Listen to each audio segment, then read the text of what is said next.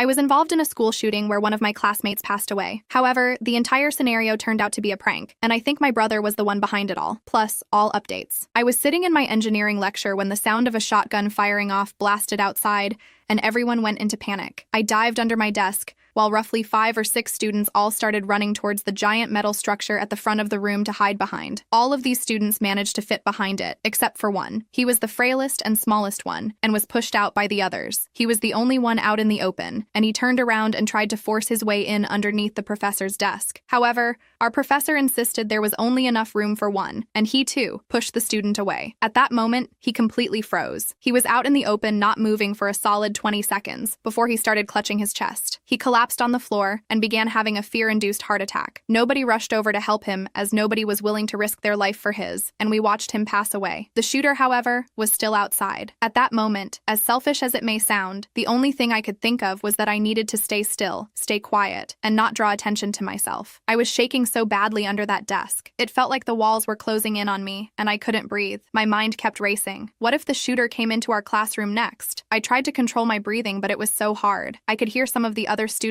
around me crying and whispering prayers under their breath. Minutes passed, but they felt like hours. As I'm crouched under the desk, trying not to lose it completely, my phone starts going nuts in my pocket. I can hear the same thing happening all around the room. Everyone's phones were buzzing like crazy. I pulled out my phone and checked the screen. There's this flood of notifications, text after text, coming in from friends, classmates, and even my parents. The first one was from my roommate, asking if I was okay because she heard there was a shooter on campus. Then, another one popped up from some classmate I barely talked to, warning me to stay inside. And then there's the one from my mom, which just hits me like a ton of bricks. Please tell me you're okay. There's a shooter at your school. I'm so scared. Please call me as soon as you can, she said. Everyone was saying there was a shooter near the Humanities building, which was the exact building we were in. I looked around the room and saw the same fear on everyone's faces. We were all huddled under our desks, staring at our phones. Some people are texting like crazy, trying to let their families know they're okay, while others are just sitting there, frozen in fear. I quickly texted my mom back to let her know I was okay,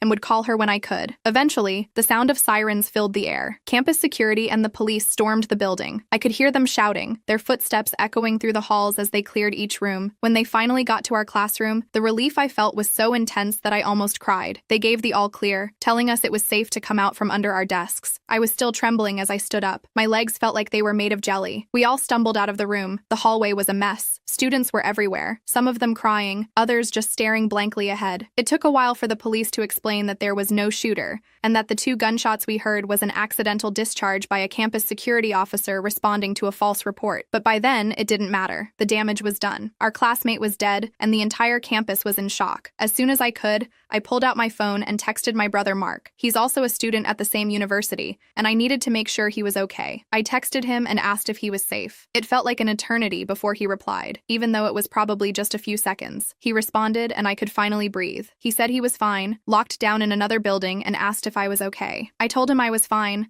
but the truth was I wasn't. I don't think anyone on campus was fine after what had just happened. I saw my classmate pass away right in front of me. That night, I went to Mark's apartment. I needed to see him to know for sure that he was okay. When I got there, I expected him to be as shaken up as I was. I thought we'd sit and talk about what happened, but when he opened the door, he was different than I expected. He was eerily calm. He greeted me at the door, and I asked him if he was okay. He said that he was fine, and I followed him into the apartment. The place was a mess, which was strange for Mark. He was usually pretty tidy, but empty coffee cups and papers were scattered everywhere. It looked like he hadn't been taking care of himself, but he didn't seem to care. We sat down and I tried to talk to him about what had happened, but he kept deflecting. Every time I brought up the incident, he'd change the subject or give me some vague answer that didn't really say anything. It was frustrating, but I didn't want to push him too hard. I figured maybe he was dealing with it in his own way, and I just needed to give him some space. But over the next few days, things only got stranger. Mark became more and more secretive. He'd leave the room to take phone calls, and when I asked him who he was talking to, he'd just shrug and say it was no one important. He started avoiding certain parts of campus, especially where the incident occurred, even though he had a class in the Humanities building twice a week, and every time I tried to ask him about it, he'd brush me off or get defensive. I couldn't shake the feeling that something was seriously wrong. It was like he was hiding something from me, and I hated it. I'd always been close with Mark, and we've never kept secrets from each other, so why was he acting like this now? When I heard him talking on the phone late one night, I couldn't help myself. I had to know what was going on. I crept down the hallway, trying to be as quiet as possible, and pressed my ear against his bedroom door. My heart was pounding so loud I was sure he'd hear it. I strained to make out what he was saying, but his voice was muffled. I could only catch bits and pieces, but then, clear as day, I heard 3 words that sent chills down my spine. Wasn't supposed to. I froze, trying to process what I'd just heard. Wasn't supposed to what? I thought of the possibilities and none of them were good. I didn't dare stick around to hear more. I quickly tiptoed back down the hall and threw myself onto the living room couch, threw something on the TV and tried to pretend I'd been watching it the whole time. A few moments later, I heard Mark hang up the phone. He walked into the living room and I forced myself to act natural. But inside, I was freaking out, trying to piece together what those 3 words could possibly mean. I started to get suspicious. I knew something was going on, and I was determined to find out what it was. I started digging around, talking to people who knew him, trying to figure out what he was up to. It didn't take long before I found something that made my stomach drop. Mark had been spending a lot of time with a group of students notorious for pulling extreme pranks. These weren't harmless or funny, they were dangerous, the kind that could get people seriously hurt. The more I found out, the worse it got. I couldn't believe that Mark would get involved with people like that, but the evidence was piling up. I didn't want to jump to conclusions, but I had a gut feeling that this group had something to do with what happened that day on campus. I tried to confront Mark about it, but he just got more defensive and more evasive. It was like he was a completely different person, and I didn't know what to do. Then one night I went to his apartment again. I was determined to get some answers. When I got there, I heard voices coming from inside. Mark was arguing with someone, and they didn't know I was outside the door listening. What I heard made my blood run cold. They were talking about the incident, about how it was supposed to be a prank. They had staged the whole active shooter scenario as a joke,